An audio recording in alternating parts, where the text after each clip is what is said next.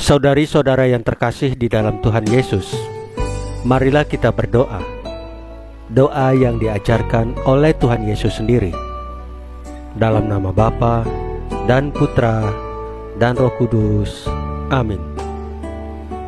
Bapa kami yang ada di sorga, dimuliakanlah namamu.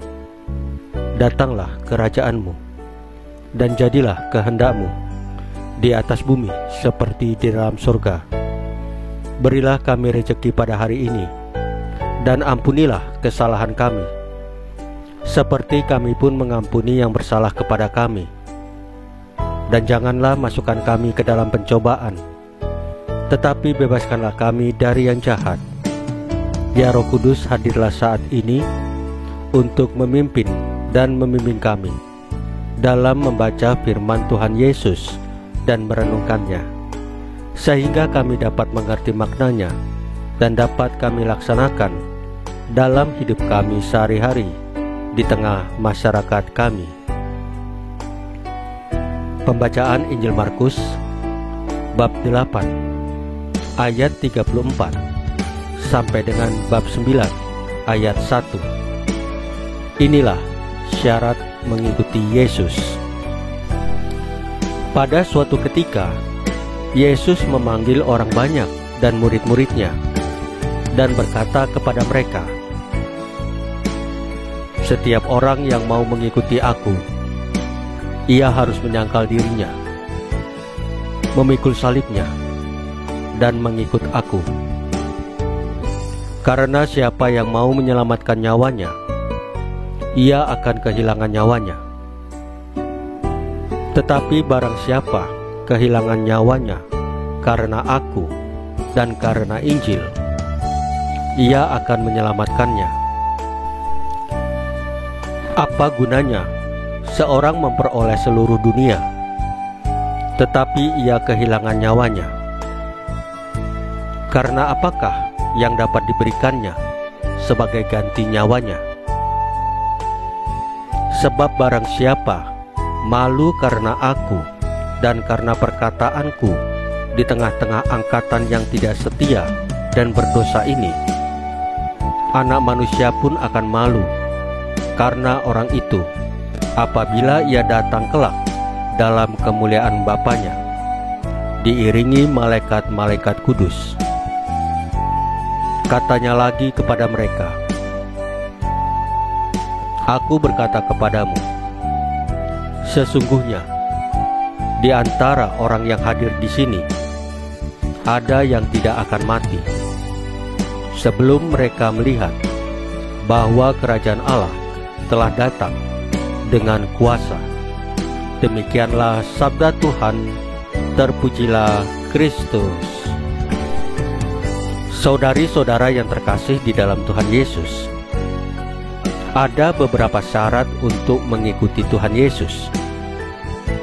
Syarat yang pertama, yaitu kita menyangkal diri kita.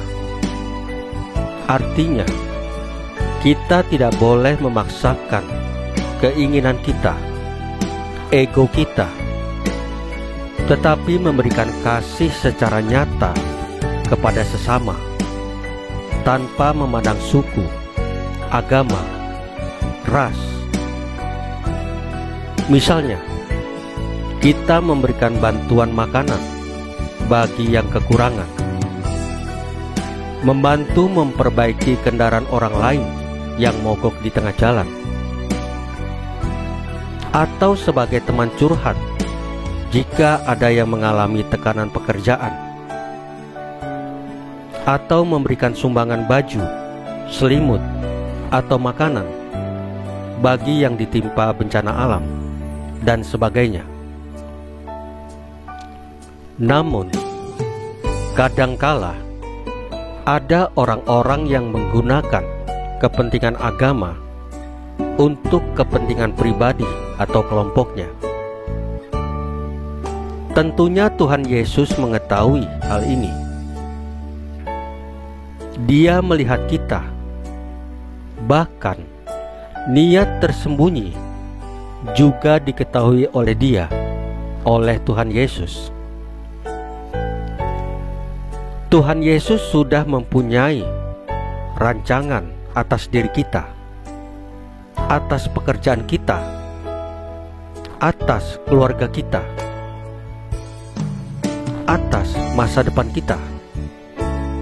Namun kita sendiri yang kadangkala bahkan sering menggunakan rancangan sendiri, sehingga rancangan Tuhan Yesus tidak terjadi.